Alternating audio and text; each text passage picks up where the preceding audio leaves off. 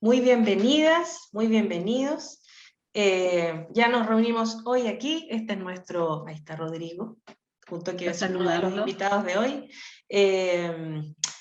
Este ya es el tercer día y segunda versión.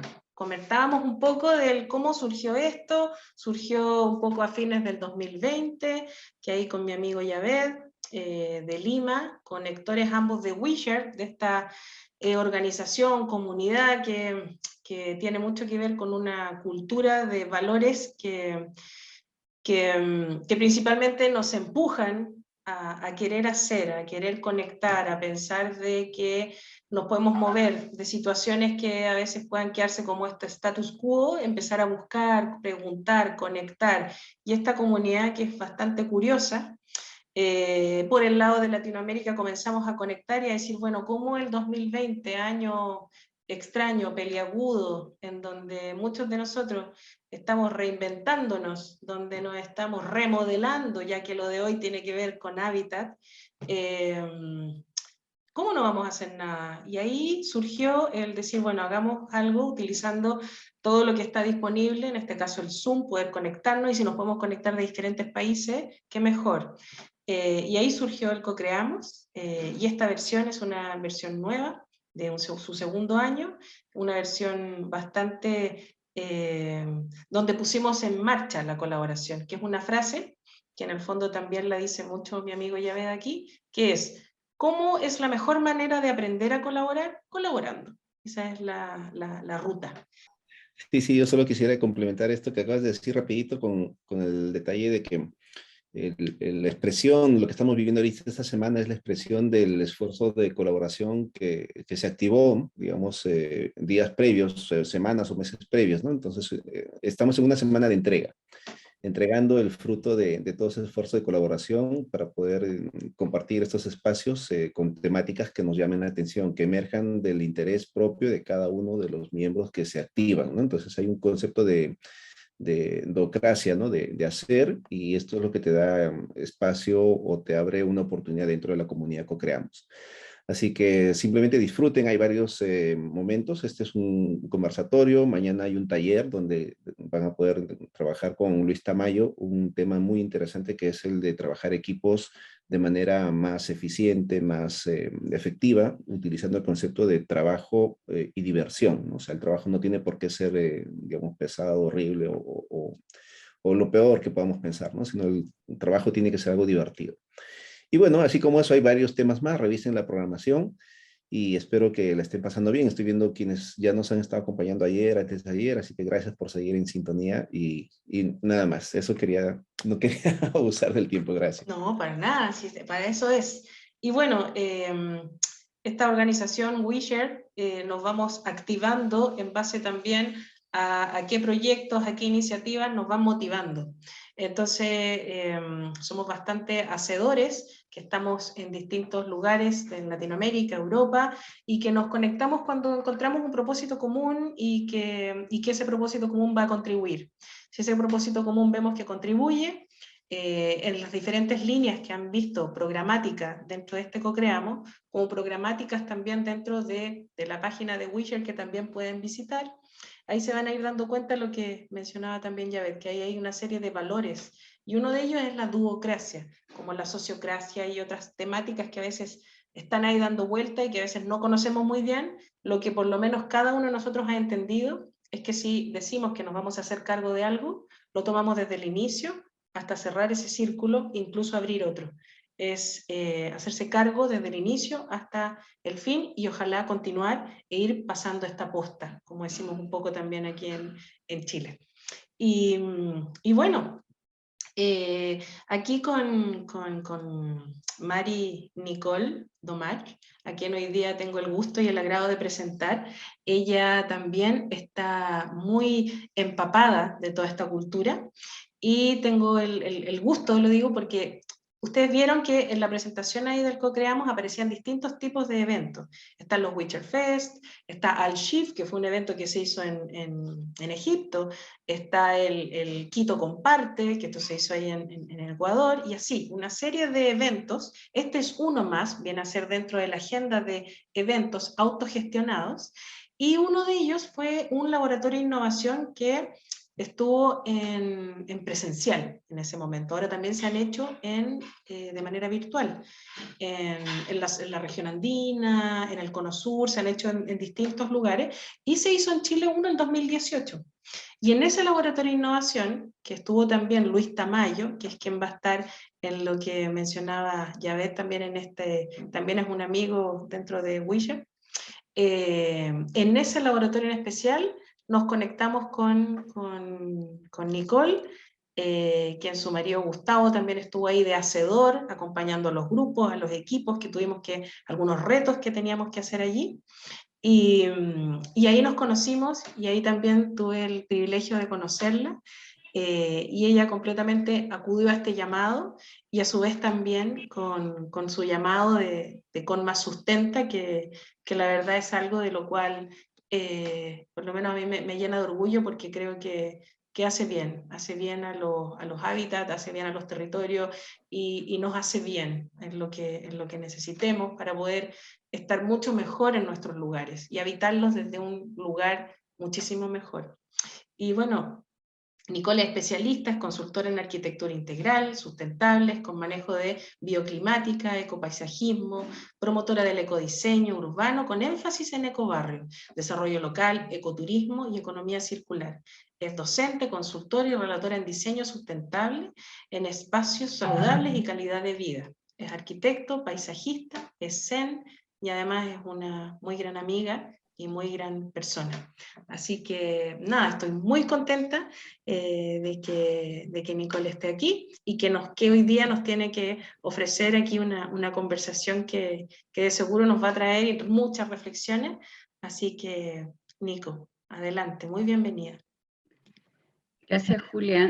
Realmente de mí ya no queda más que hablar. Voy a simplemente agradecer a los que yo veo a cada lado de mi pantalla, que es a ti, poder creer en esta propuesta de integrar todo el ecosistema que es en torno a la sustentabilidad, que es parte de mí, y que Rodrigo compartimos en muchas instancias.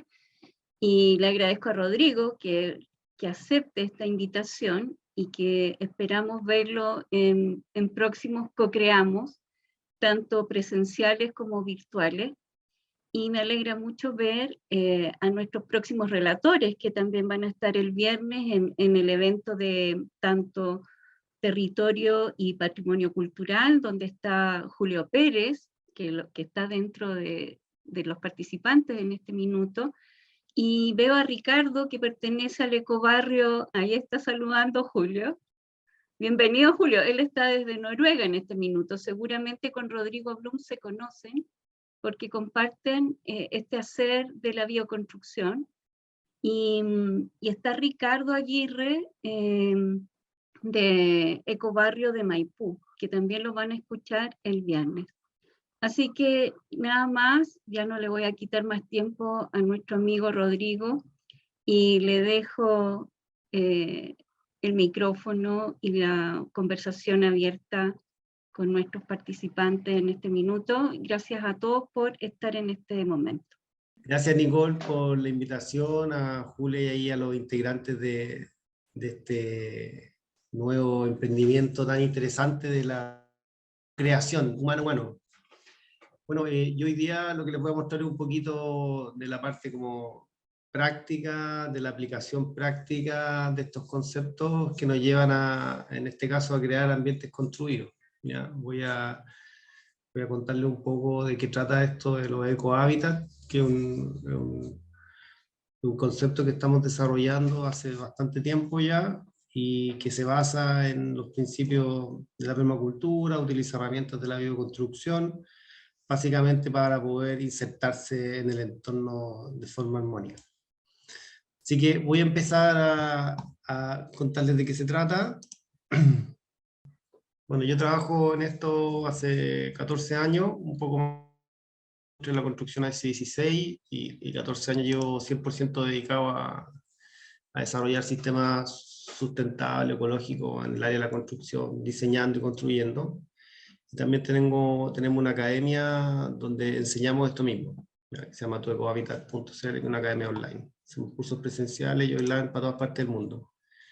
Entonces, lo primero que quería contextualizarlo es la definición que tenemos de ecohabitat, ¿ya? Que es básicamente una solución habitacional regenerativa e integral, que junta todo, ¿ya? Para poder aprovechar al máximo, ¿ya? Las características de cada lugar, ¿ya? Siempre incluidas las personas de cada lugar, copiando los patrones de la naturaleza para, a través del diseño, generar ambientes construidos que sean únicos, funcionales, muy especiales y personalizados, ¿ya?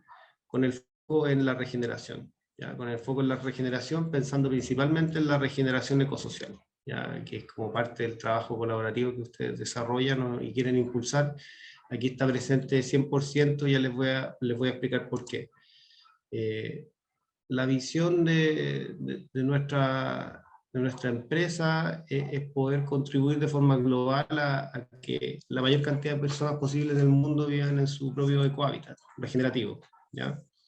Y como misión tenemos diseñar y crear ecohábitat regenerativos con la máxima eficiencia, sustentabilidad y ecología posible, ¿ya? Entendiendo estos patrones de la naturaleza y aplicándolos de forma práctica en el ambiente construido. Entonces, yo hoy día les quiero hablar un poquito de cosas que ya la mayoría conoce, pero es básicamente el proceso por el cual nosotros desarrollamos esto, ¿ya? Es tomar los patrones desde lo macro, es poder entenderlo y poco a poco escalarlos al ambiente construido local, ¿ya? Los patrones de la naturaleza, la forma geométrica, la forma en que la naturaleza progresa, cuál es su objetivo final, que es sostener la vida, cómo esas interconexiones están presentes en todo, y cuáles son las características fundamentales de esas interacciones. Diversidad, trabajo colaborativo, escalamiento progresivo, y replicación de patrones desde lo macro a lo micro, que nosotros le llamamos básicamente en el área de la repetición de patrones fractales, digamos, que lo que uno ve en lo grande lo puede ver también en cosas o elementos pequeños, y uno lo puede utilizar como herramienta de diseño. Eso es lo que básicamente hacemos.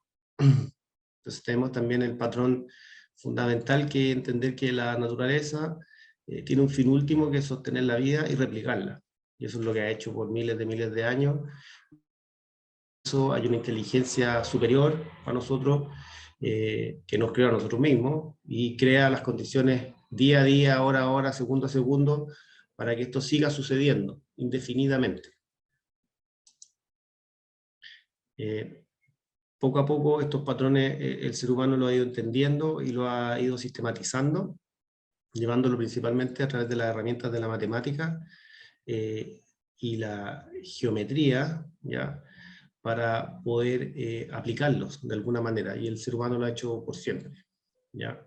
Sobre todo en el ambiente construido se nota, desde las culturas ancestrales hasta las obras más importantes que ha construido la humanidad, están estos patrones, ¿ya? Están estos patrones. Entonces, lo que nos toca hoy día es como ir descubriéndolos, o redescubrirlos, los patrones que ya estaban replicados de alguna manera, y que están en todo. Y uno de los patrones fundamentales para nosotros es que es el patrón de red, o interconexión total, en donde vemos que cada elemento está siempre conectado con otro y se sostienen entre ellos, ¿ya? Entonces, vemos que este patrón es un patrón clave, el patrón del trabajo en equipo, la colaboratividad, y de entender que no estamos en un paradigma de competencia, ¿ya? Sino que estamos, ¿no?, en otro. La naturaleza progresa y por ende nosotros estamos en otro paradigma que está más asociado a el sostén total de un sistema de muchos elementos individuales que se juntan. Entonces, dentro de esto vemos que existen características fundamentales de los sistemas vivos y de la naturaleza, del universo o de la vida en general, que para nosotros son claves, ¿ya? El primero es que cualquier sistema, sea el que sea, un planeta, una galaxia, un bosque, un órgano de algún animal, lo que sea, está constituido por diversos elementos, y esos elementos están todos cumpliendo un rol. ¿Ya? No hay ningún elemento dentro de un sistema que no cumpla ningún rol, que no sirva para nada, básicamente. ¿Ya? Siempre hay alguna función que está cumpliendo. Estos elementos dentro del sistema se relacionan indivisiblemente, están juntos, no se pueden separar, está básicamente todo conectado, ¿ya? Por esta red, ¿ya? Que en general tiende a ser invisible a los ojos. ¿Ya? Hoy día con los avances más grandes de la física ya hay cosas que se pueden medir y observar, pero en general estas redes tienden a ser invisibles, ¿ya? Y por eso muchas veces prescindimos de ellas o las desconocemos. También vemos que estos elementos dentro de un sistema, cualquier sistema, puede ser una manzana o un planeta, ¿ya?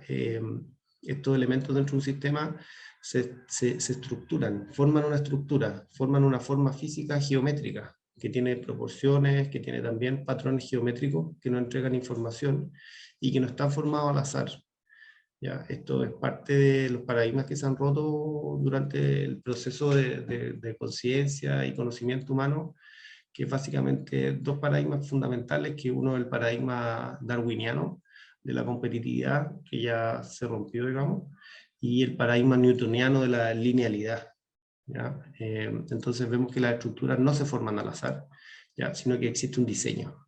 Está todo a través de una inteligencia superior que no sabemos de dónde viene ni nada por el estilo.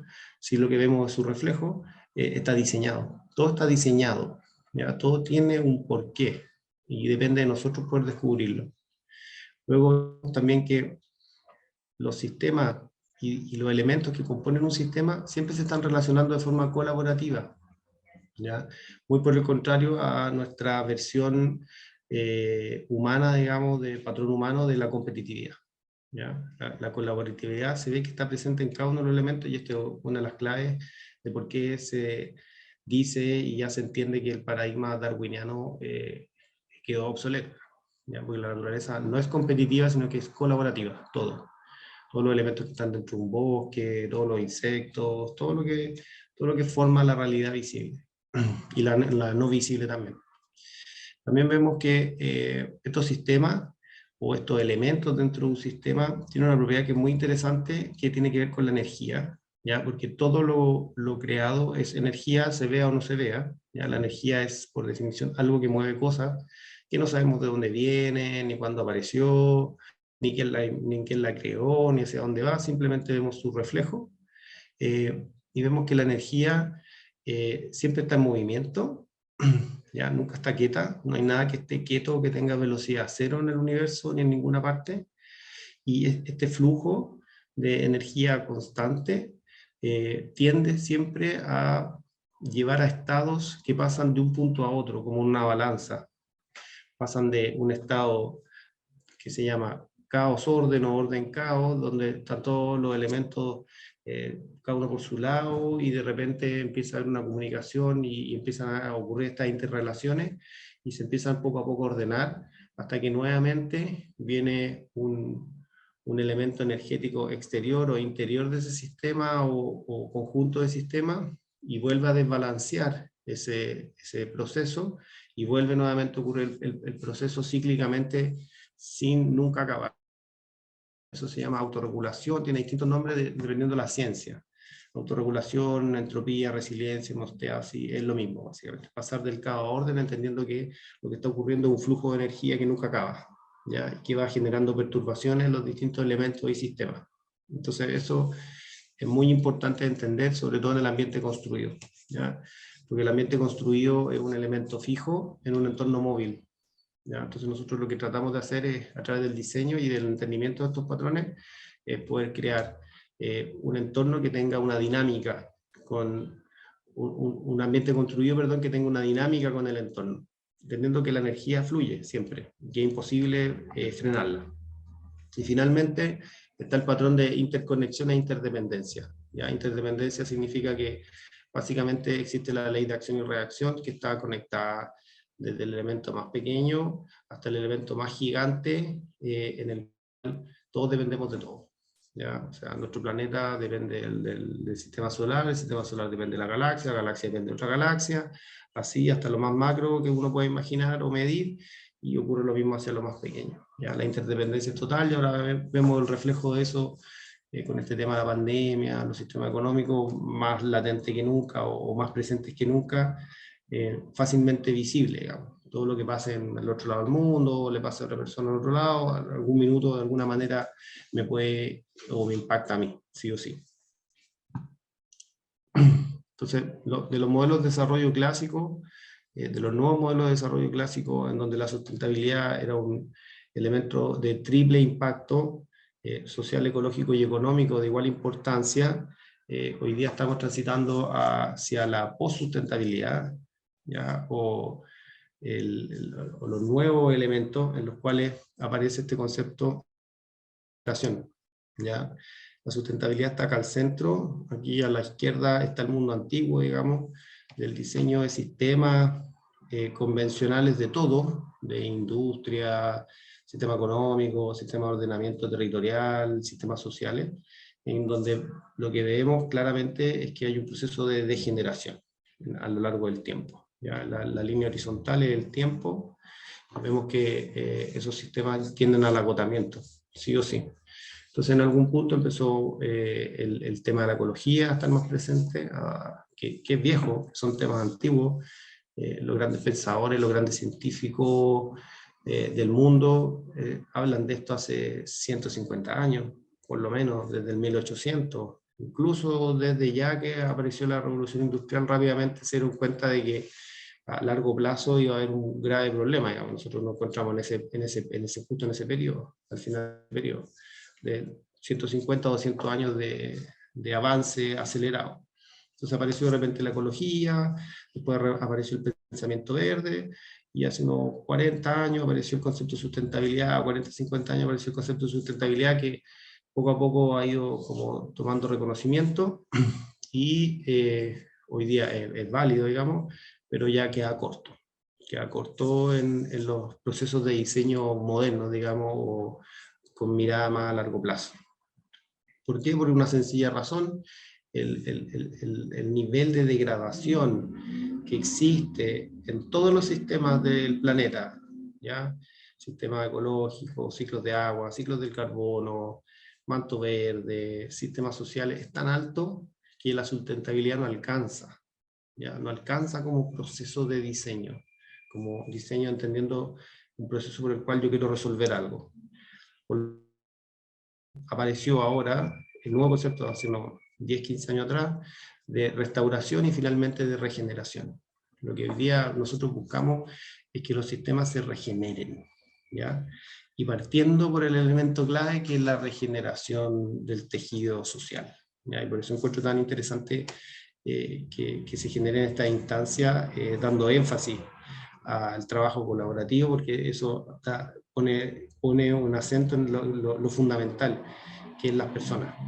El trabajo de las personas partiendo por uno mismo, ¿ya? Porque todos los demás sistemas, la generación de energía, la obtención de agua, la reforestación, la generación de comida limpia, la generación de ambiente construido limpio, el diseño de ciudades ecológicas, todo eso está muy pensado y ya muy resuelto hace muchos años atrás, décadas de décadas. Lo único que nos está quedando pendiente hoy día, como elemento principal, es el tema social, es el tejido social, es que las personas nos regeneremos partiendo por uno mismo, entendiendo en dónde estamos y cuáles son las cosas que tenemos que resolver para poder conectarnos de forma sana con un otro. Ahí está la clave hoy. Y lo regenerativo también tiene impacto, digamos, obviamente en los ecosistemas periféricos, que son todos los ecosistemas de la naturaleza que nos proveen de todos los recursos. Entonces ahí está nuestro foco, digamos, en cómo diseñamos y cómo creamos estos elementos, digamos, que no son solo casas, no solamente construidos, sino que son sistemas que replican de manera directa a los patrones de la naturaleza, pensando en la regeneración como un elemento clave. Entonces, el tejido social, ya, que es lo que tenemos más degradado de todo, ya, habla de muchos conceptos que están mal entendidos, que algunos entienden, otros no entienden, que básicamente qué pasa cuando yo soy parte de un tejido social y entro a formar parte de una comunidad. ¿Qué es eso? ¿Qué se siente? ¿Cuáles son mis deberes? ¿Cuáles son mis derechos? Los distintos países, las distintas culturas tienen distintos niveles de avance en este campo, pero hoy día lo que vemos es que básicamente la respuesta tiene que ser global. Ya no sirve que haya uno o dos países súper exitosos allá en el norte, en alguna parte, si estamos todos conectados y todos dependemos de todos. Por lo tanto, este concepto tiene que escalarse y llevarse básicamente a todas partes. No puede quedar lugares donde no ocurra, digamos. Si estamos todos en la misma nave, planeta Tierra, flotando en el espacio en una dirección determinada. Entonces, este pensamiento, esta frase que es clásica también del pensamiento global y acción local, toma más sentido que nunca. ¿Ya? Entonces, ¿cuáles son los caminos que nosotros tomamos para poder empezar a resolver esto? Bueno, primero entenderlo, todo lo que está ocurriendo, digamos, poder extraer herramientas que nos permitan poder empezar a actuar, pero actuar de una manera principalmente local, ¿ya? O sea, partiendo de uno mismo, de uno, con uno, primero, segundo, tercera prioridad, y luego el entorno inmediato, familia, amigos, y ampliando esa red de comunidad local. Este foco en uno mismo es clave porque nuestra sociedad básicamente con este diseño degenerativo, básicamente nos tiene a todos enfermos. ¿Ya? Y generación tras generación se van transmitiendo estos temas no solo genéticamente, sino psicológicamente, culturalmente, y nos tiene, digamos, viviendo como estamos viviendo. Entonces, en resumen, lo que nosotros hacemos es pasar de un diseño lineal y degenerativo, en donde lo que se hacía antes era tomar algo, un recurso, hacer algo con ese recurso, crear, sea una televisión, un lavadora, un barco, lo que sea, una casa, usarlo y luego botarlo. ¿Ya? Este proceso lineal y degenerativo en donde aparece este concepto de basura que no existe en la naturaleza, no está como ningún patrón, la naturaleza no genera basura en ninguna etapa. Nosotros lo teníamos como implantado como un patrón humano clásico, le llamamos lineal y degenerativo. Entonces básicamente lo que nosotros queremos hacer, o lo que estamos haciendo, digamos, desde esta área, todos los que estamos involucrados en esto, es poder llevar todos estos procesos, ¿ya? Sin abolirlos, digamos, sino que modificándolos, cambiando lo que haya que cambiar, tomando lo bueno, dejando lo malo atrás, a un proceso cíclico y regenerativo. ¿Ya? ¿Con qué? Con creatividad. Esa es la clave. O sea, básicamente aquí el llamado es que a cada una de las personas se nos dio un don, ¿ya? Se nos dio un kit de herramientas, y cada uno de nosotros depende como la que tenemos, o sea, es responsabilidad de cada uno de nosotros desarrollarla, ¿ya?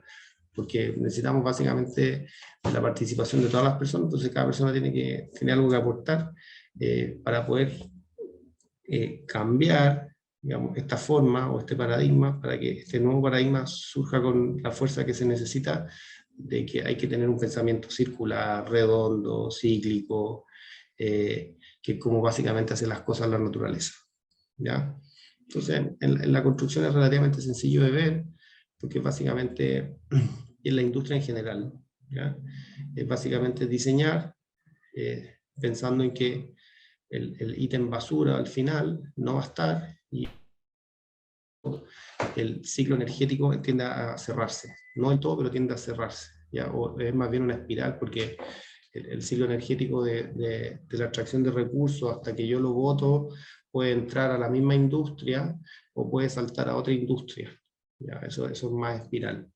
Y en las casas, bien claro, con los materiales más sanos y biocompatibles, el tema de la reutilización, el tema del reciclaje, es parte de este pensamiento cíclico y regenerativo que hacia dónde estamos transitando, digamos. Entonces, en el tema del ambiente construido, los pasos son, primero que todo, fijarse en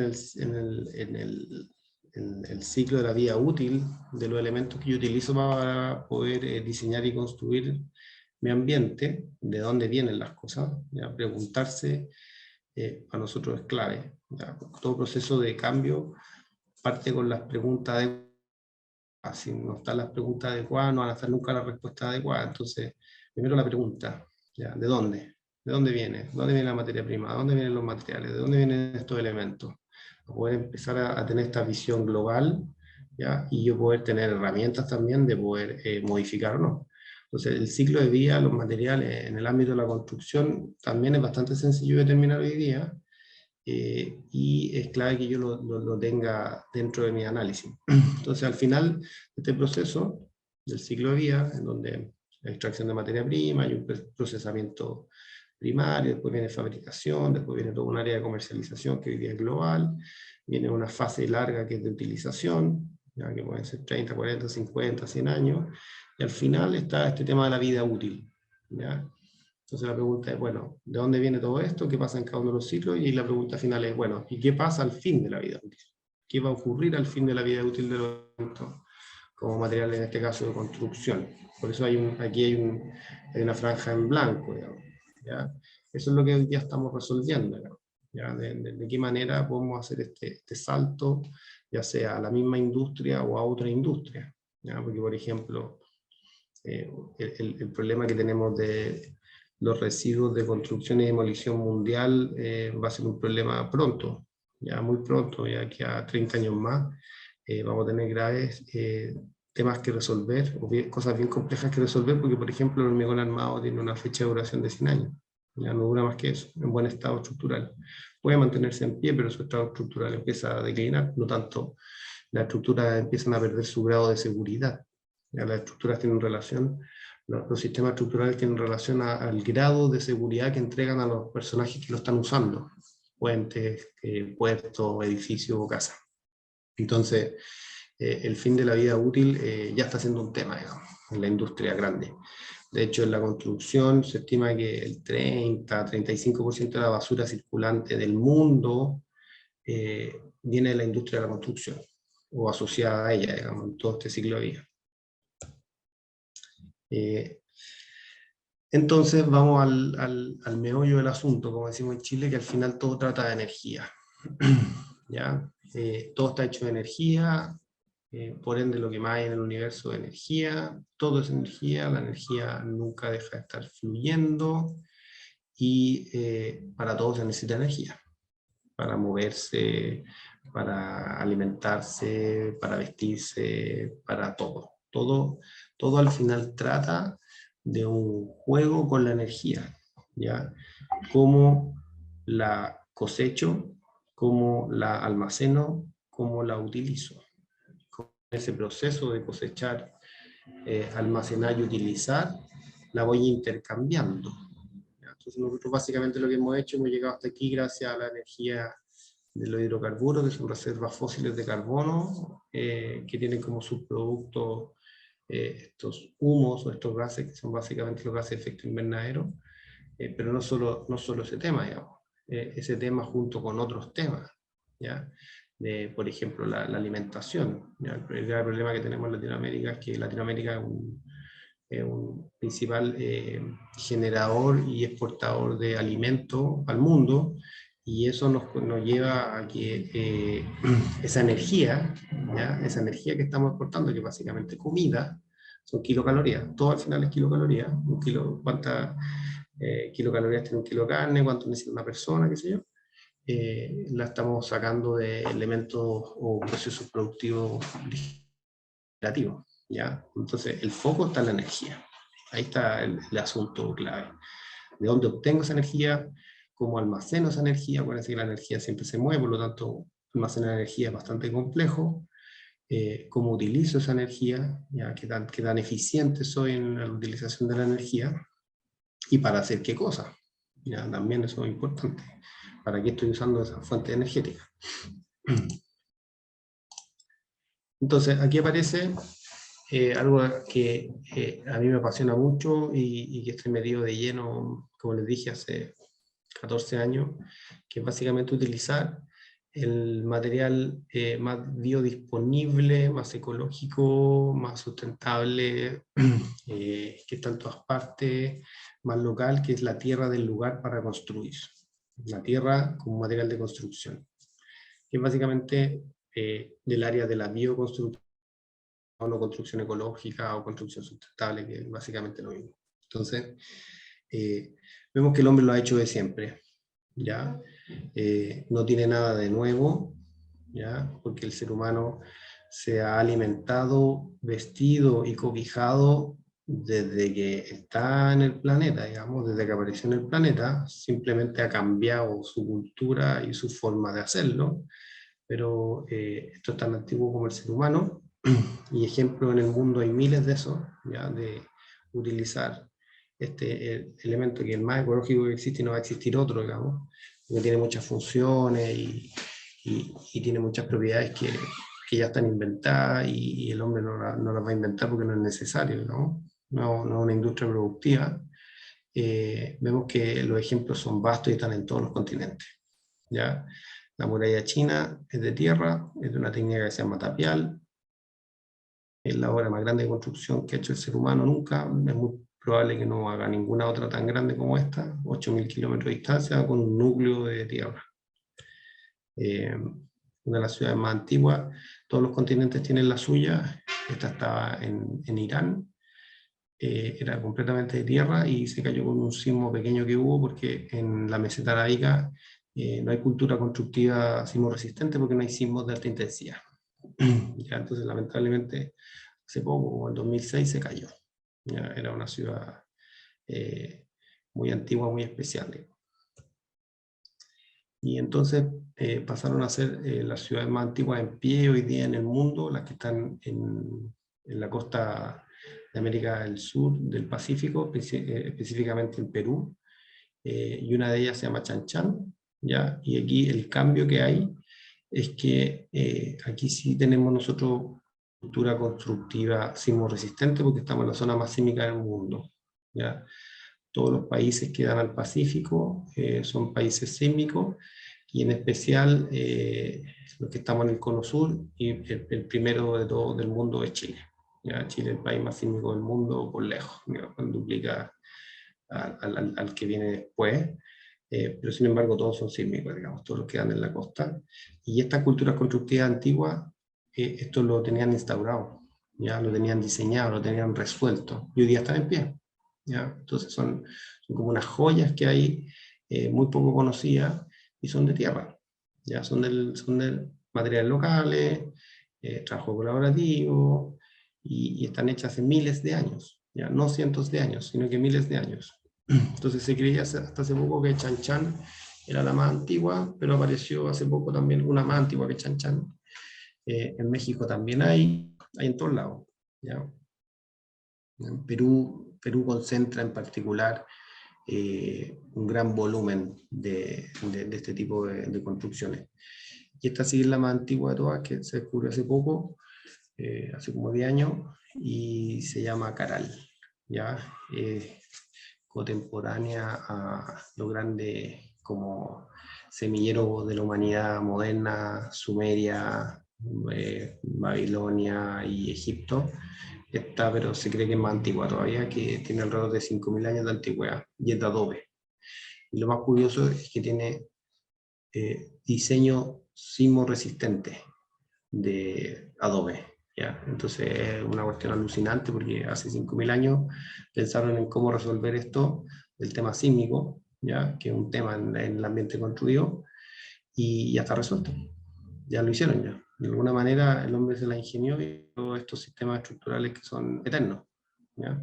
Que son en base a tierra. Una de las grandes gracias dentro de la ecología de los materiales es la durabilidad, ¿ya? Mientras más dure un elemento, más ecológico o sustentable es, porque quiere decir que no tengo que volver a extraer recursos naturales que son costosos para la naturaleza, costosos para el ser humano, y requieren mucha energía y generan mucha perturbación. Por lo tanto, mientras más extendida sea la vida útil de un material, esto aplica para todo, no solo en la industria de la construcción, mientras más dure, más ecológico es. ¿Ya? Por eso el concepto de desechable ya poco a poco lo estamos sacando de la conciencia, digamos, y estamos pensando ya claramente en temas de más largo plazo. Y como les digo, uno de los problemas de los materiales modernos es que no duran tanto entre comillas. La madera en general, dependiendo de dónde venga y del país en que me encuentre, tiene una vida útil media en buen estado estructural de 50 a 60 años, dependiendo de la madera, dependiendo del país, dependiendo del grado de conservación, pero no pasa los 100 años. El hormigón armado le pasa lo mismo. Entonces estamos hablando de fechas que nos pueden parecer un poco largas para una persona, pero si uno lo ve en forma extendida, es imposible construir con los materiales modernos 300 años, 400, 500 años de duración. ¿Ya? Con tierra se puede. ¿Ya? Ahí está la evidencia en el mundo repartida por todas partes. Y en Chile también tenemos algunos registros, pocos, pero hay, principalmente en el norte de Chile. Esto es cerca de San Pedro de Atacama, se llama una aldea Tulor, que es básicamente un tipo de construcción que apareció en el mundo en distintos lugares, que es de adobe, es circular, tiene una geometría súper característica, y esta misma geometría se ha repetido en distintos lugares muchas veces, y esta es la réplica, ¿ya? Una construcción circular, de un clima particular, digamos, porque básicamente lo que se hace es que nosotros generamos respuestas, o el ser humano genera respuestas locales, culturales, en el ambiente construido, ¿ya? No es lo mismo vivir en la selva amazónica, que en el desierto más arriba del mundo, que en la Patagonia, que arriba en la montaña, que en una zona templada. El ambiente construido es una respuesta cultural a donde me encuentro, y también a la cosmovisión de las personas y todo. Y así seguimos con ejemplos por todas partes. Medio Oriente, también ciudades bien antiguas. África, África, la primera ciudad de edificios que el hombre hizo. ¿Ya? Es famosísima en el mundo porque son edificios de tierra. ¿Ya? Es la primera metrópoli o ciudad como moderna que podríamos nosotros asociarla con los edificios, y se hizo hace 500 años en África. ¿Ya? Y son edificios de tierra. Esos edificios que están ahí tienen entre 5 y 7 pisos. ¿Ya? África está lleno, ¿ya? Y lo que demuestra esto es que básicamente hay un cambio, un cambio paradigmático clave en el proceso de industrialización moderno por distintas razones, en donde al ser humano se lo fue poco a poco sacando de la ecuación. Y que es un poco lo que pasa hoy día con la tecnología. La tecnología no tiene nada de malo, como ninguna de las cosas, digamos, ni el dinero, ni nada por el estilo, sino que es la forma en la que se usa. Entonces vemos que la tecnología está poco a poco desplazando al ser humano, así como los procesos industriales desplazaron ya al ser humano, ¿ya? Entonces, con estas técnicas ancestrales aplicadas de forma moderna, nosotros podemos traer de vuelta al ser humano a la ecuación, porque hay una variable clave acá, que es un ratio es una proporción, que es que una construcción moderna, por ejemplo, requiere un 70% de materiales industrializados que vienen de una cadena lineal y degenerativa, y un 30% mano de obra. Es así una proporción, 70-30. En cambio, nosotros al utilizar principalmente tierra como tierra del lugar y materiales locales, invertimos esa proporción, ese ratio, y lo que se necesita es 70% de manos de personas, de seres humanos, y un 30% de materiales. Y ese 30% de materiales tienden a ser mucho más ecológicos, más locales y de menor impacto, y en general no están dentro de las cadenas lineales y degenerativas, algunos sí, otros no. Entonces ahí hay una potencia gigantesca con respecto a esto, digamos, ¿ya? Porque hay muchas cosas que el ser humano en la construcción ya es irreemplazable, básicamente. O sea, uno puede ver el rascacielos más grande del mundo, ¿ya? Que son los que están hoy día en Medio Oriente, o las obras más grandes de los estadios, aeropuertos, lo que sea, y el proceso al final siempre lo hacen humanos, ¿ya? Entonces la construcción tiene esa ventaja de que sigue siendo un proceso artesanal. ¿Ya? Da lo mismo la escala. Va a ser al final artesanal. Artesanal significa que hay un humano que pone las manos en parte del proceso. ¿Ya? Y eso nunca se va a poder cambiar, digamos. ¿Ya? Pero lo más probable es que se mantenga así por siempre, digamos. Y es una ventaja, digamos, que nosotros desde esta industria potenciamos un montón y nos parece uno de los focos de impacto más potentes, ¿ya? De entregar trabajo, ¿ya? Trabajo de calidad, trabajo sano, y sobre todo una redistribución de ingresos a las economías locales. ¿Ya? Porque cuando uno invierte en un proyecto de construcción, ¿ya? Uno lo que está haciendo es cambiando tiempo por dinero. El dinero que yo logre juntar para poder pagar mi construcción es básicamente un intercambio de mi tiempo vital por dinero, y ese dinero yo lo puedo estar usando para incentivar industrias lineales y degenerativas, cuando compro un material cualquiera hecho en cualquier parte del mundo, a cualquier industria, digamos, o puedo usarlo para incentivar economías locales a una persona. Pasárselo en la mano a una persona significa que estoy teniendo una relación directa, estoy acercando esta cadena, ¿ya? Esta cadena de flujo de dinero, que también es una energía el dinero, a una escala 100% local, uno a uno, donde los intermediarios salen de la ecuación.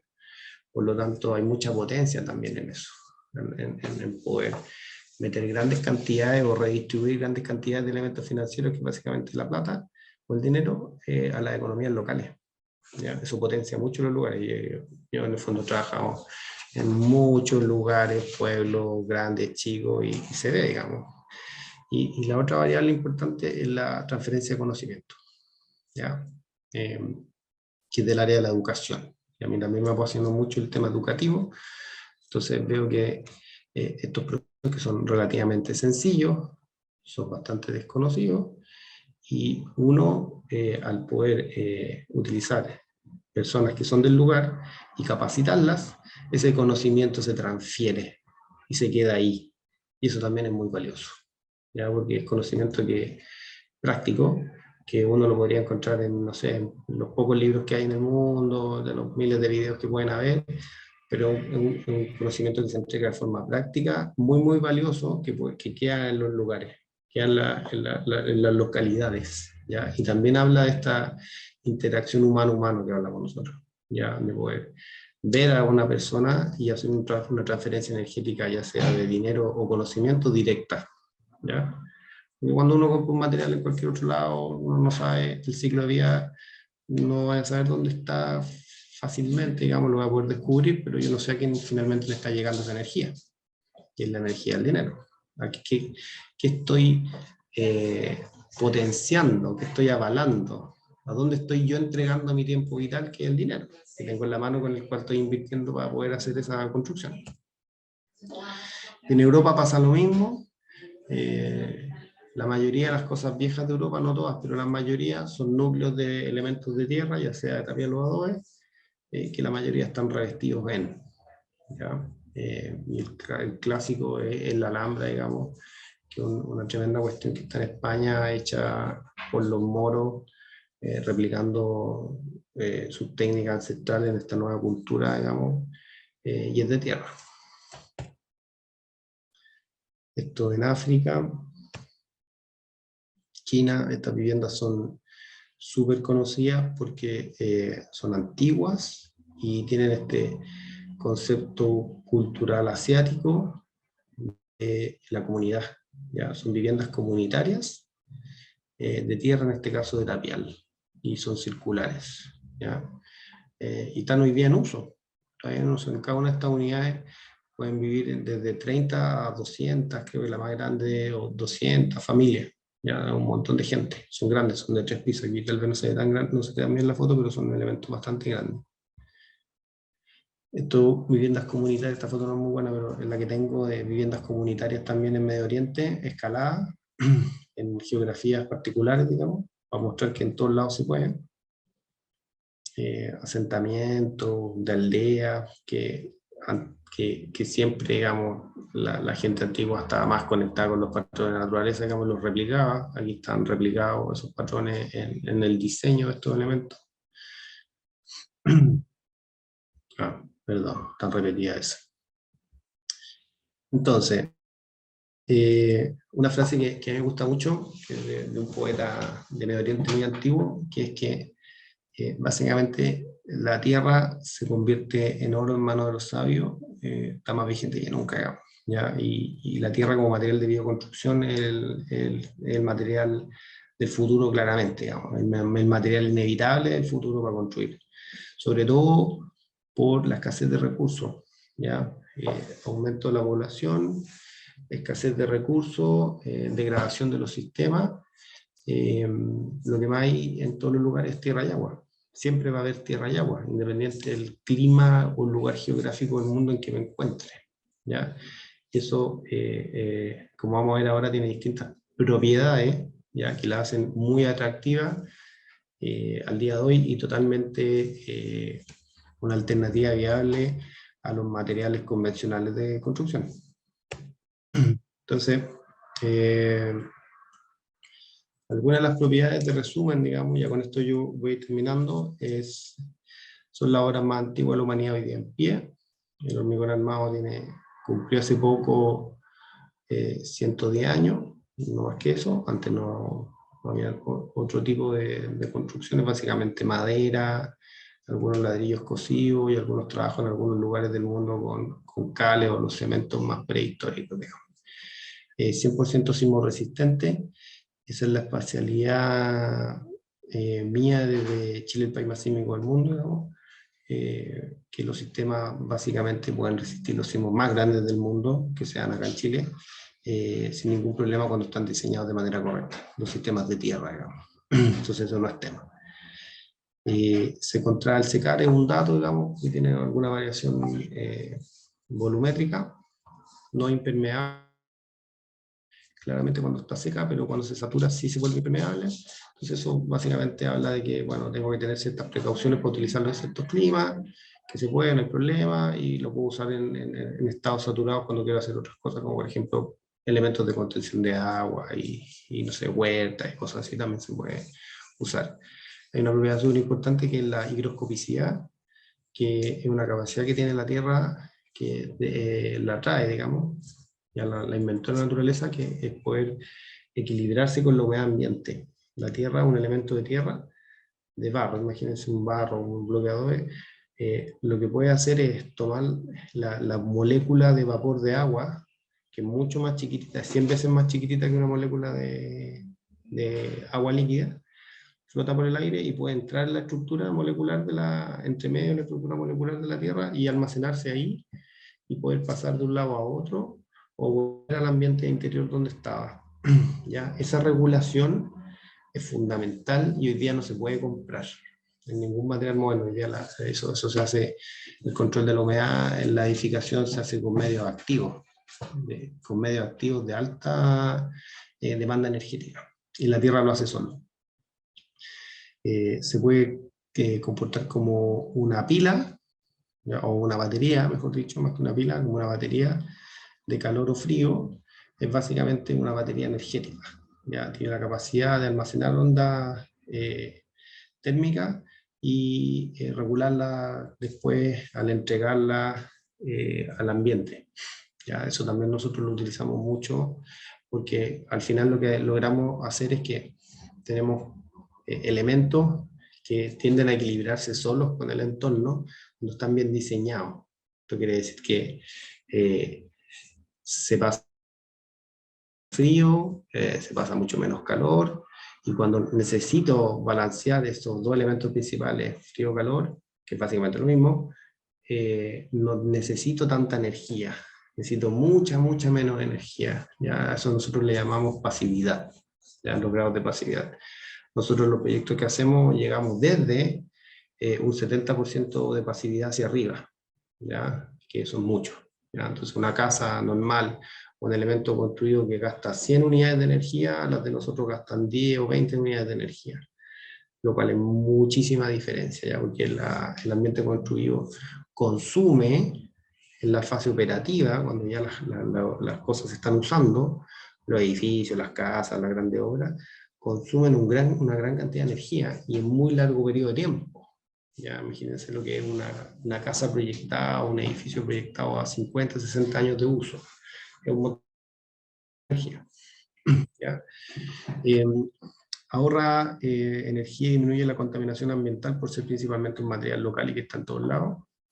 Es 100% reutilizable. En general, ningún material de la construcción es reutilizable porque está pensado en una cadena lineal y degenerativa, por lo tanto está este concepto de basura, y al haber basura tengo que volver atrás y volver a comprar o obtener ese material, digamos. Entonces aquí la reutilización es también un elemento clave, ¿ya? O reutilizar la tierra indefinidamente, no tiene ciclos de reutilización. El cemento, ejemplo, lo puedo hidratar una vez, se pone duro una vez y ahí quedó. No es un proceso reversible. Aquí es un proceso reversible. Economiza los materiales de construcción, principalmente asociado a que con la tierra yo puedo hacer de todo. ¿Ya? Puedo hacer muros estructurales, muros divisorios, pisos, cielo, muebles, bancales de huerta, puedo hacer piscinas. De ahí ya es un mundo que se abre por las distintas técnicas que se pueden utilizar. Y eso es lo que hacemos nosotros básicamente, estar como probando, innovando y aplicando muchas cosas que ya se saben en el ambiente construido. También posibilita la autoconstrucción, al ser un elemento súper simple que necesita manos humanas básicamente, no hay muchas herramientas complejas, ni maquinarias complejas, ni nada por el estilo. Por lo tanto, esto acerca totalmente a las economías locales y a la gente en estos procesos. Tiene la capacidad de preservar la madera y otros materiales orgánicos, principalmente por el tema de la higroscopicidad, que es el equilibrio o el balance de la humedad, y el bloqueo a la molécula oxígeno. ¿Ya? Al no haber un intercambio grande de oxígeno y al estar la humedad relativa estable dentro del elemento, las cosas se preservan. Ya se preservan los elementos orgánicos, madera, palos, ramas, lo que sea, y se preservan los elementos metálicos, por ejemplo. También no existe corrosión. Si yo tomo un elemento metálico y lo envuelvo en barro, ese elemento metálico no va a sufrir corrosión. Y nosotros lo hemos visto, sobre todo con el trabajo que hemos desarrollado en el mundo patrimonial, interviniendo estructuras de más de 100 años, en donde al desarmarla, ya, porque la estamos reutilizando o restaurando, vemos que todos los elementos que están dentro de esa estructura, madera, fierro, alambre, lo que sea, están en perfecto estado, después de 100, 150, 200, 250 años, ¿ya? Lo cual es una gran cifra. ¿Ya? Es 100% ignífugo a la tierra, intumescente, ¿ya? No se quema, porque es del mundo mineral, y está en base a sílice, y la sílice tiene un punto de fusión altísimo que ahí no hay ninguna posibilidad de alcanzarlo en un incendio. Y si así fuese, tampoco hay degradación estructural por eso. ¿Ya? El problema con los incendios en las obras construidas es que se degradan estructuralmente. Aparte que se quema todo, sufren degradación estructural. ¿Ya? Una obra incendiada, un edificio incendiado, por ejemplo, baja su grado estructural, ¿ya? Su seguridad. ¿Ya? Y el acero ni hablar, porque el acero con el fuego se vuelve un chicle. ¿Ya? Así literalmente se vuelve un chicle.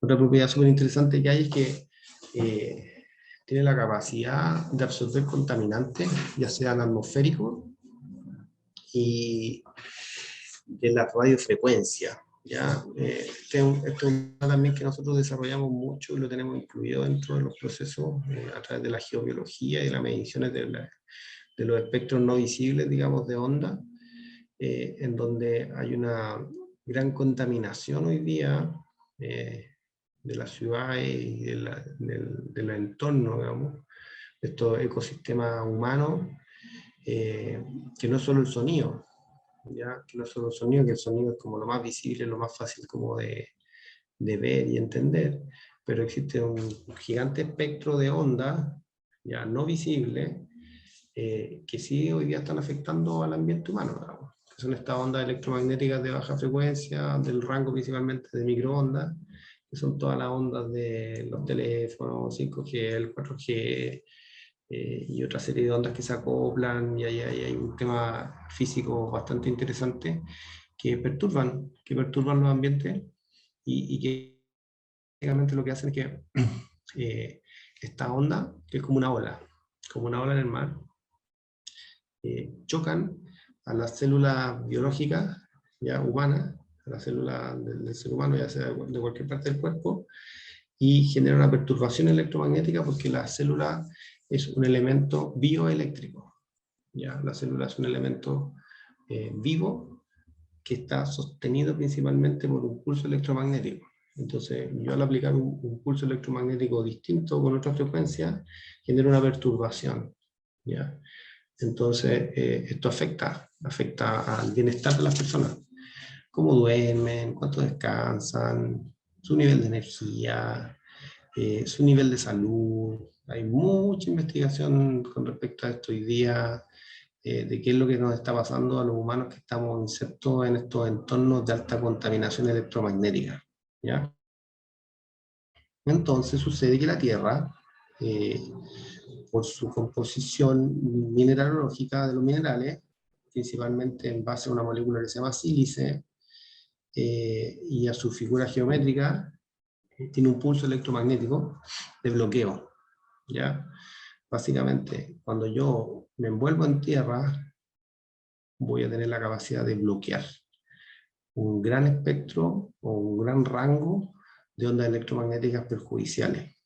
Dicho de otra manera, cuando yo me envuelvo en tierra, estoy en un entorno pacífico, silencioso, sin mucha onda electromagnética, sin mucha señal de celular, sin mucha señal de internet, lo que hace que ese envolvente sea un cobijo sumamente biocompatible o sano. Y eso es muy, muy importante porque, por lo menos en Latinoamérica, recién está entrando a población este asunto, y estamos viendo que ya hay 30, 40, investigación y desarrollo desde Europa, principalmente del hemisferio norte, con el tema de la geopatología.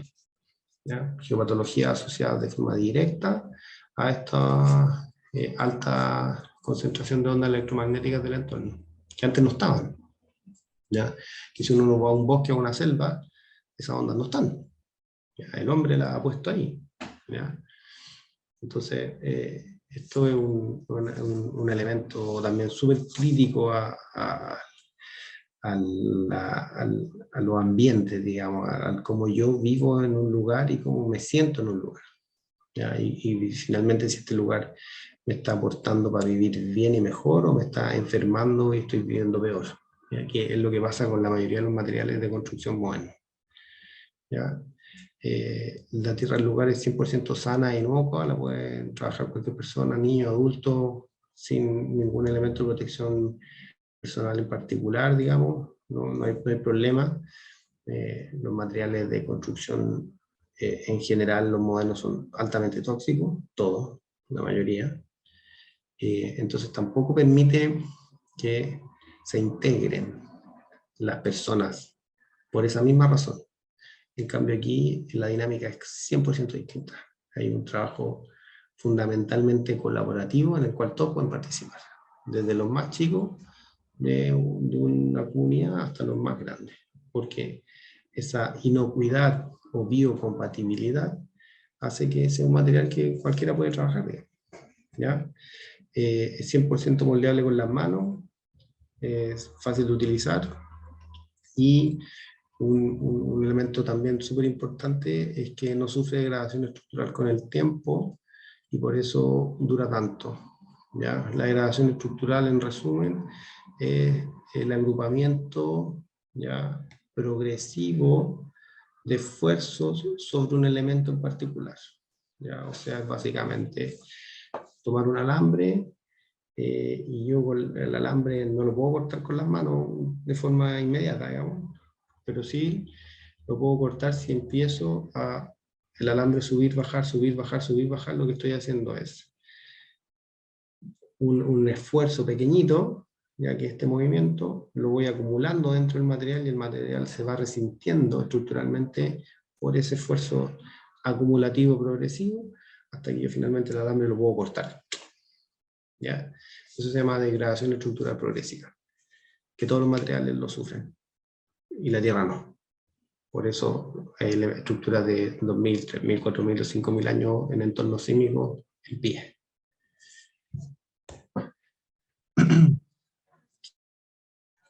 Bueno, y eso. Esto es parte de lo mismo.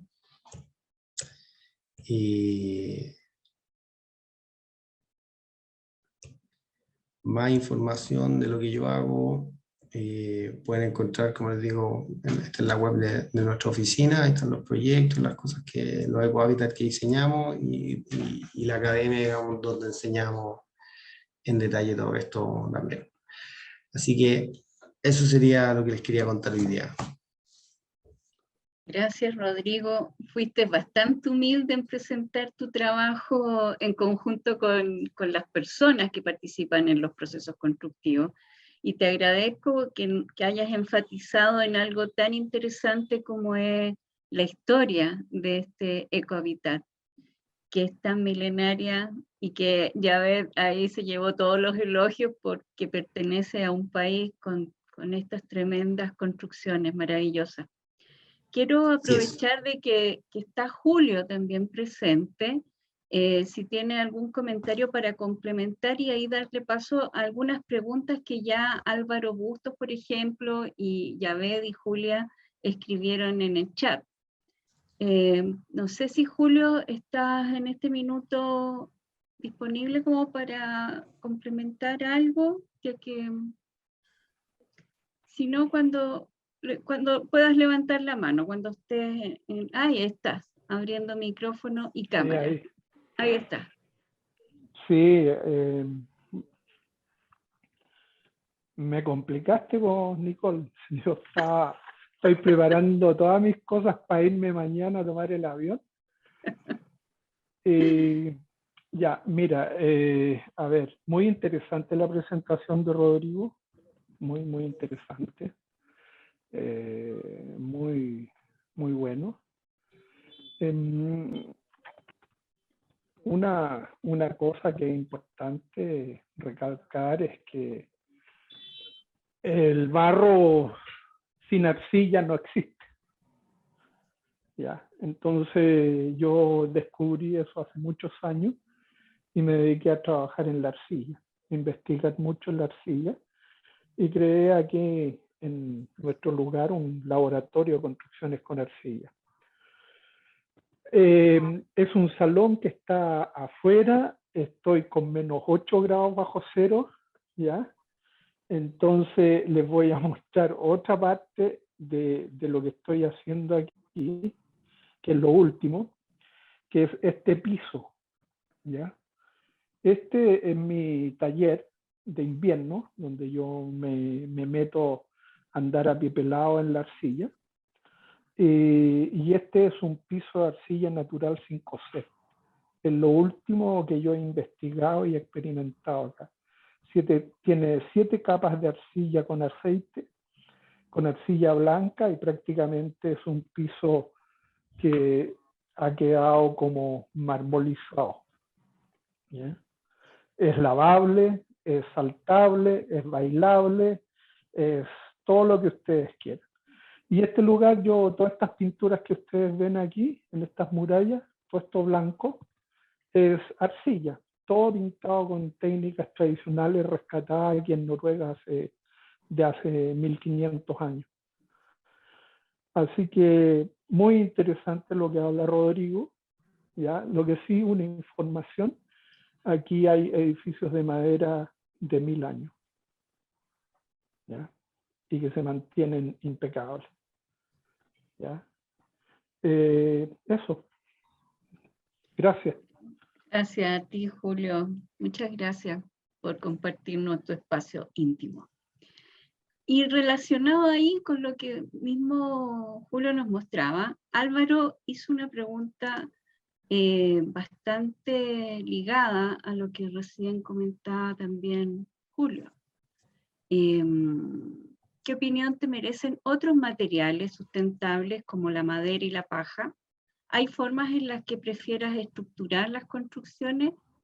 en tierra, aparte del diseño. No sé si quieres complementar algo más, Álvaro, ya que te veo con la cámara encendida, si quieres abrir el micrófono, complementar en directo. Pero bueno, entonces ahí va la pregunta, Rodrigo. Esta va la pregunta de Álvaro. No sé si Sí, te escuchaste bien. Sí, claro, como yo lo mencioné, esto del ambiente construido es una respuesta local, básicamente. Entonces, hay muchos materiales locales sustentables y el material más sustentable es el material más local, ¿ya? Entonces, si hay paja, la paja va a ser sustentable. Si hay madera de buena calidad, la madera va a ser sustentable. No es que un material de por sí sea o no sustentable, sino que su contexto. Ejemplo de esto es, no sé, Chile tiene prácticamente todos los climas, menos el clima tropical, y la paja en la zona central de Chile es sustentable porque hay producción de paja seca. Pero si me voy al norte de Chile y quiero construir en paja, ahí tiende a ser un poco menos sustentable esta misma técnica porque tengo que mover un fardo de paja 1000, 1500, 2000 kilómetros de distancia, lo cual ya lo aleja de su localidad o de su entorno donde fue concebido. Entonces, sí, la madera es sustentable, la paja es sustentable. Yo en particular tengo una visión más local, digamos, del Cono Sur, en donde en general la madera, por ejemplo, es bien poco sustentable porque viene de un proceso de monocultivo, principalmente de pino, ¿ya? Que es una forma de cultivo muy degradante, que está trayendo muchos problemas a los entornos, acá por lo menos esa forma de cultivar esa madera, y una madera de mala calidad. Entonces, en particular acá, la madera cuando es de estos cultivos de este tipo, no es un material muy sustentable bajo mi opinión. En otros lugares, en otros países, como menciona Julio, en otros lugares donde este proceso, digamos, es con maderas locales de mejor calidad y hecho de otra manera, por supuesto que es sustentable también, pero por eso insisto en este pensamiento global, pero con acción o énfasis en lo local. ¿Ya? Eso es lo que ustedes básicamente tienen que poder aplicar de manera adecuada. De la localidad, la resolución de esta problemática de forma local es la clave. Yo, ¿qué sistemas prefiero? Es lo mismo. O sea, yo prefiero lo que más esté a la mano en el lugar, digamos. Y en general es tierra, siempre. Entonces, mi énfasis está puesto en sistemas constructivos de tierra, adobe principalmente y tapial, con características sismorresistentes, porque es lo que más tenemos acá.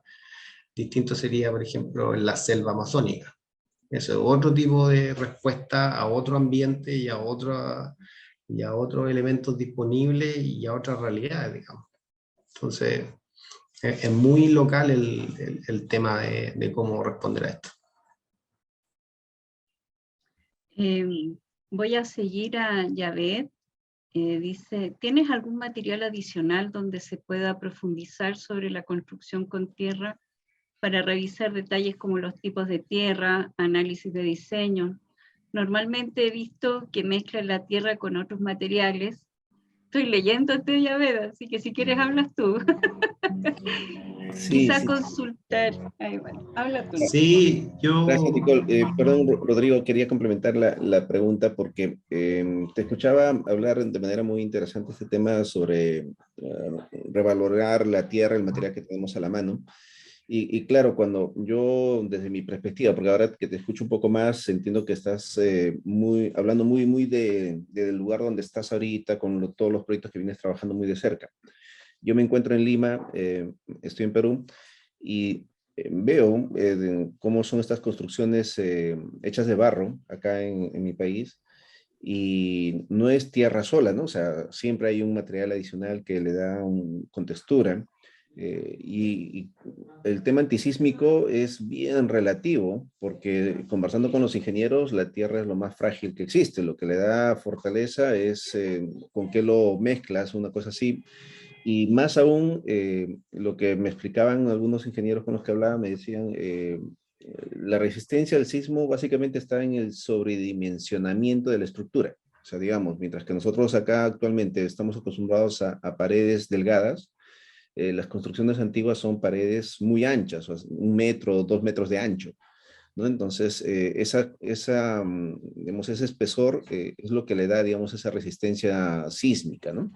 Y lo otro es que tampoco están explorando 3, 4 pisos o edificios altos, ¿no? Entonces, entiendo que hay mucha variedad, muchas alternativas en todo lo que estás hablando. Y claro, mi comentario era un poco, mi pregunta iba a ver si esto se está documentando, se está generando conocimiento que se pueda compartir, porque así como Julio acaba de mostrarnos, me encantó y me ha sorprendido ver esta posibilidad de tener una casa con una estructura moderna, con todas las comodidades que se aprecia de una manera bastante acogedora, utilizando estas técnicas de construcción, ¿no? Y podría agregar a mi pregunta algo más, era de que a veces yo critico un poco porque, por ejemplo, acá en Perú hay una propaganda que dice, ¿no? Los aceros Arequipa están hechos, o sea, construye tu casa con aceros Arequipa porque es eterno, es el más resistente, es el que construyes una vez y nunca más no le va a pasar nada, o sea, ni un sismo lo va a derrumbar.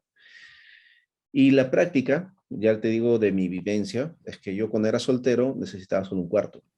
Cuando me caso, para mi esposa, tengo hijos y necesito una habitación más. Y luego ahora mis hijos crecieron y seguramente ya se irán y tendré demasiados cuartos y quedaré otra configuración de mi casa. Entonces, este concepto de que sea eterno, más bien necesito quizás una construcción que me permita adecuar el espacio que dispongo según las necesidades temporales que voy avanzando, ¿no?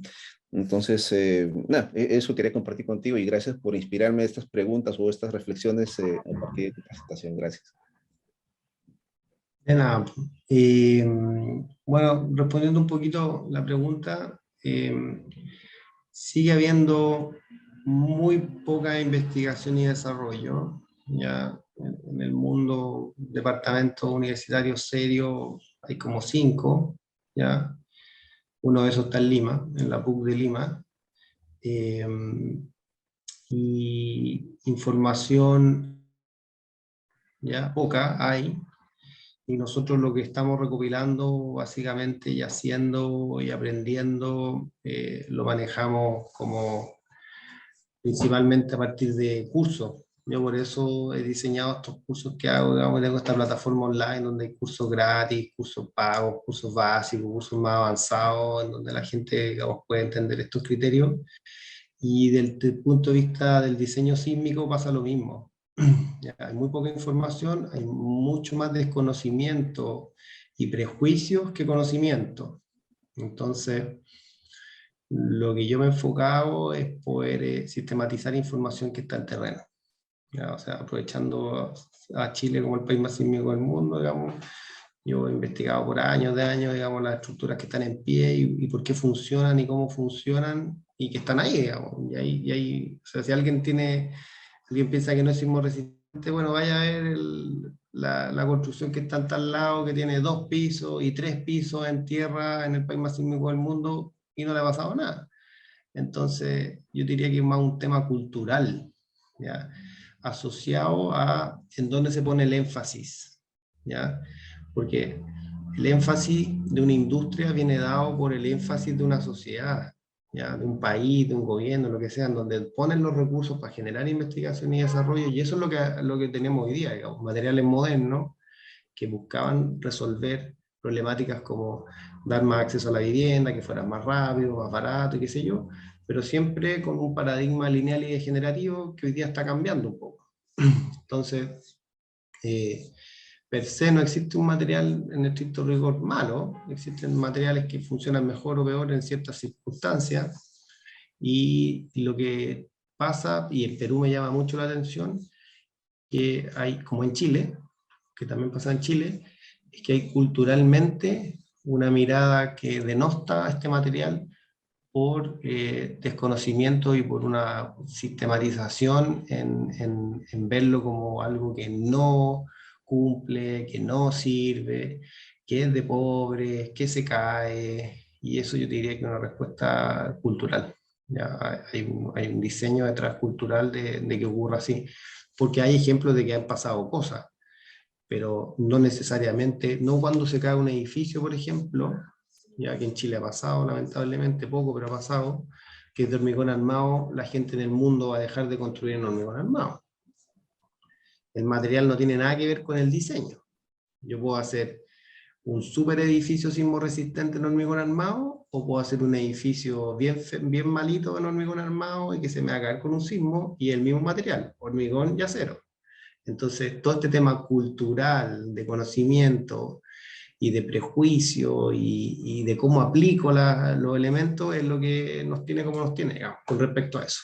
Entonces, yo diría que va más por ahí el asunto, más que nada, porque evidencia hay. O sea, evidencia de que funciona hay. No es algo que se me ocurrió a mí, no lo inventé yo, la tenemos la evidencia, en todas partes. Entonces, estamos en eso. Estamos básicamente regulando esa información y difundiéndola. Así es. Hay una pregunta bien interesante aquí que yo, no sé quién es yo, no entra con el nombre, pero entró en el grupo como yo. Dice, ¿quiénes ocupamos la ciudad? ¿De qué manera podemos intervenir, por ejemplo, un departamento en un edificio de 20 pisos? Interesante pregunta. Ahí se las dejo. Primero su ley de copropiedad, que le permitan hacer o que no le permitan hacer. Chuda, no sé. No te podría responder eso ahora porque también depende de qué estándar tenga hoy día el departamento, pero en general en los edificios el principal, o sea, lo que uno podría intervenir, si es que se pusiera de acuerdo con todos los personajes de la comunidad, intervenir la envolvente. O sea, ver si la envolvente cumple o no, para poder mejorarle el grado de aislación, y eso incluye puertas y ventanas, y con eso también darle un mejor estándar, por ejemplo, a la hermeticidad. Y sería porque los edificios en general están concebidos bajo otra visión, otro paradigma, que es el paradigma de la cabida máxima.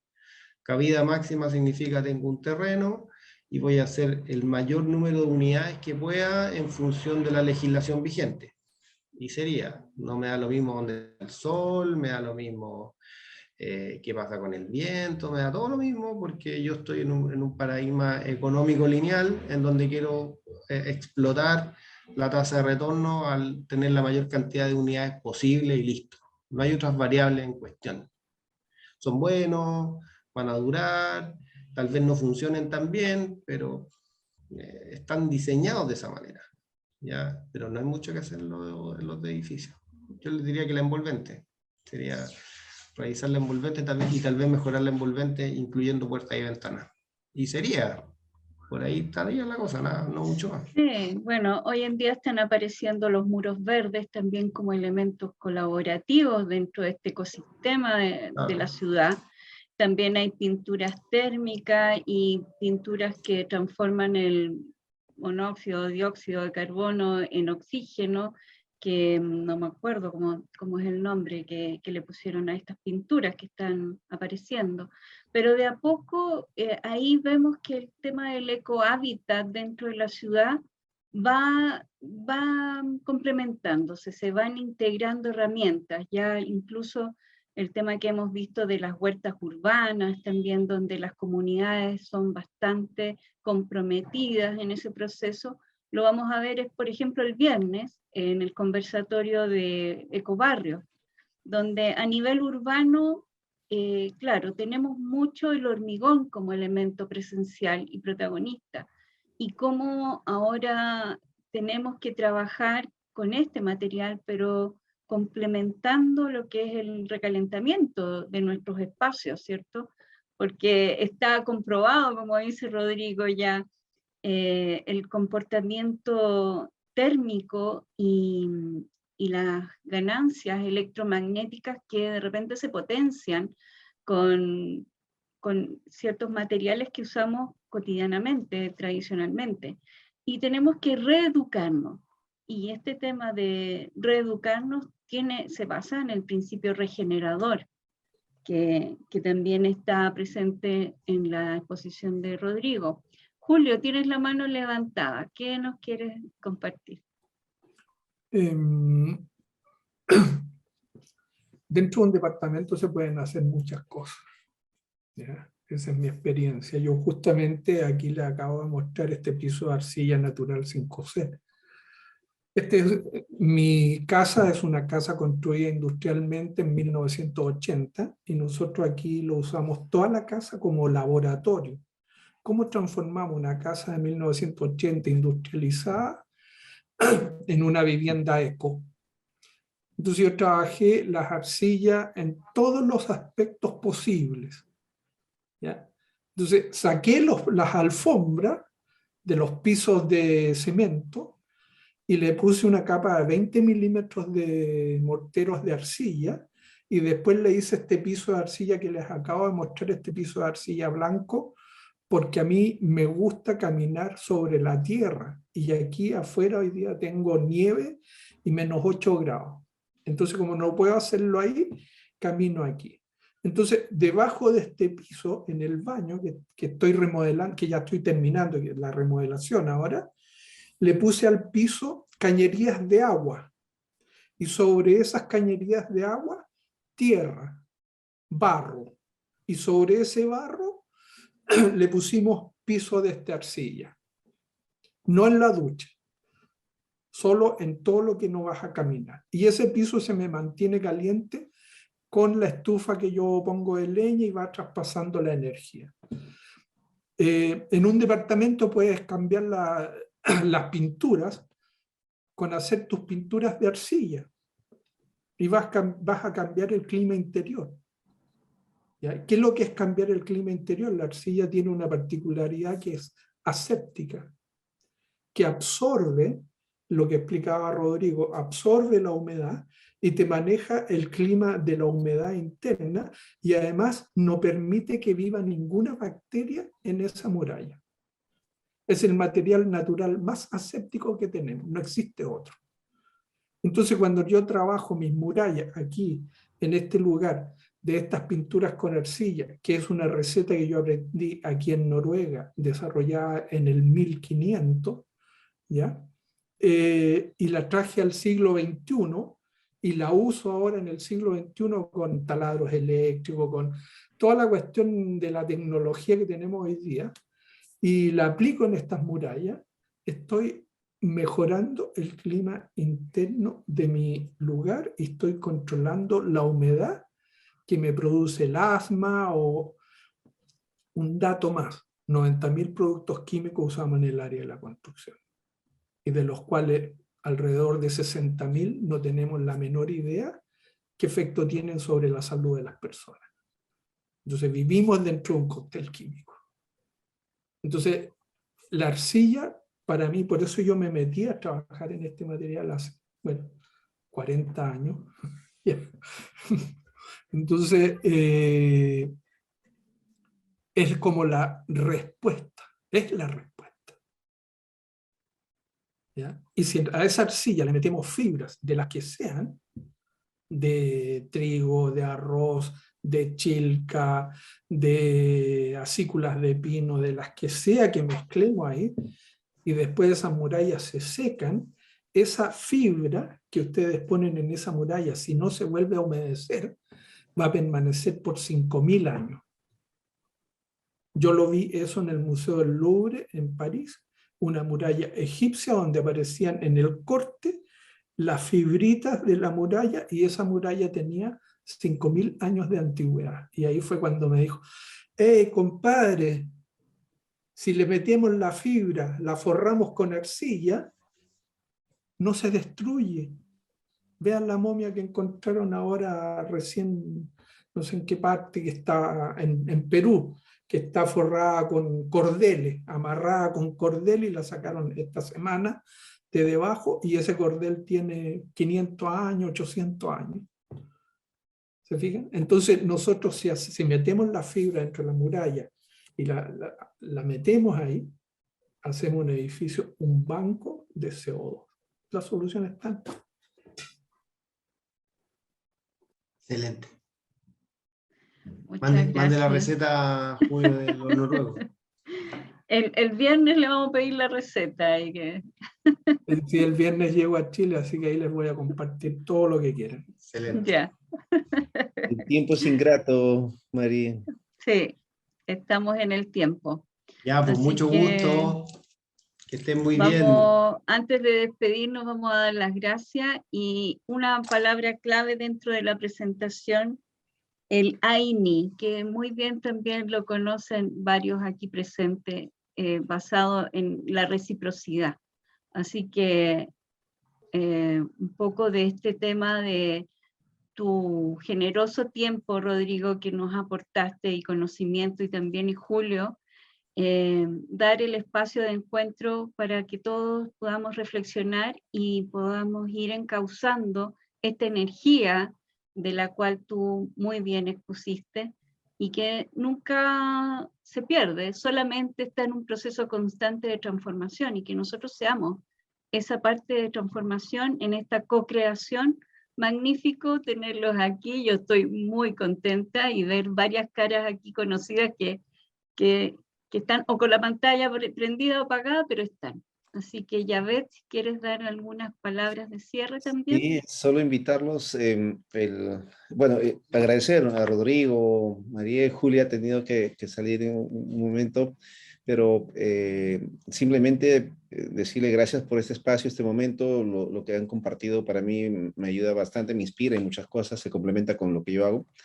Y espero que estén disfrutando del festival. Tenemos hoy día la programación a las 5 de la tarde, hora de Perú. Hay una entrevista con una iniciativa colombiana que se llama Cucupú, que lo que está trabajando es una reflexión sobre el consumo, o sea, motivar a que la gente trabaje el consumo responsable. Y ustedes acaban de escuchar o ver en las noticias, seguro hace una semana, estaban con el viernes, el Black Friday. Así que ellos lanzaron su Green Friday, ¿no? Entonces, vamos a conocer un poco más de esta iniciativa, de qué se trata, cómo podemos ponernos a tono con ese consumo responsable. Así que a las 5 de la tarde. Así que muchas gracias, muchas gracias. Así que un fuerte abrazo donde se encuentren y sigamos co-creando. A lo largo del año vamos a tener más reuniones, y si ustedes tienen un tema que les interesa desarrollar, coméntenos para poder buscar a las personas que puedan, digamos, hablar con mayor propiedad de repente de esos temas, o ustedes mismos, si son expertos, sean quienes sean los protagonistas de ese conversatorio, ¿no? Así que nada más. Un fuerte abrazo desde Perú, a donde se encuentren. Y nos vemos el viernes. Continuamos con la conversación, que podrían quedar algunas pendientes en este momento. Perfecto. Chao. Gracias. Gracias, Rodrigo. Gracias, Julio. Se pasaron. Gracias.